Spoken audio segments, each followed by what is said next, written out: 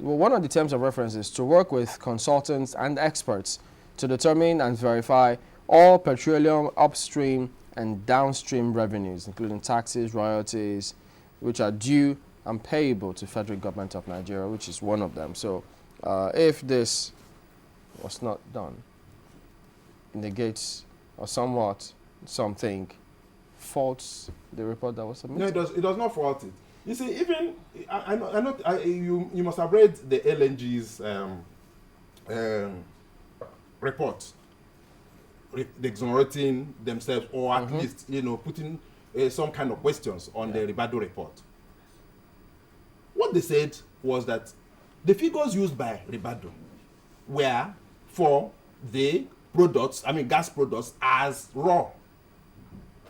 And that these gas products needed to be processed, liquefied, compressed, regassed, and all of the technical languages before they, in case, put simply, there must be value added before you now can put a price. And that prices of gas are probably not like price of oil that everybody knows around the world, but that they are regional and all of that.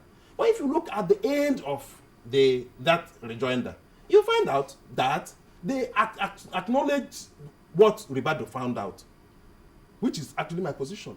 Over and above the discrepancy in figures, the non-exactness of those figures, the core of the report is that there is significant fraud in that place, where he found out that oil licenses were just being given out to traders without contract.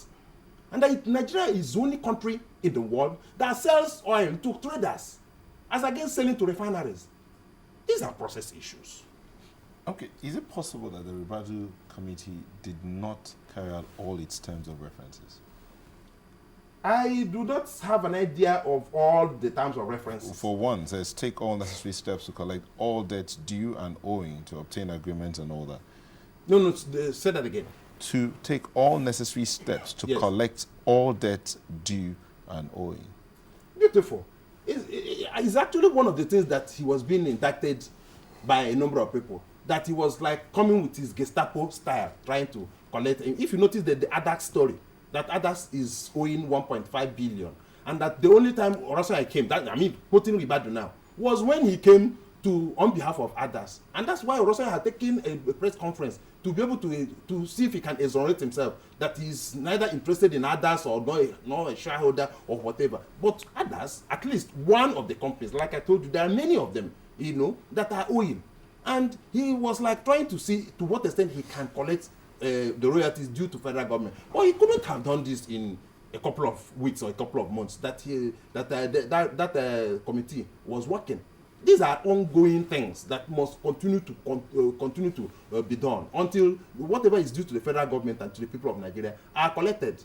But did his task force really have the power to do that? Under what guise would he have been able to do that? If he's empowered to do that, he will do that. All he needs to is to probably involve the necessary government agencies that are supposed to be doing that, and they will do that in conjunction with Ribadu, namely the EFCC, which of course he was accused of having introduced into the play, but he doesn't have a choice. Well, someone asked the question, if because the period that this task force looked at covered the period that he was chairman of EFCC, someone asked the question, is it not possible? Why didn't he notice all this rot while he was chairman of the EFCC?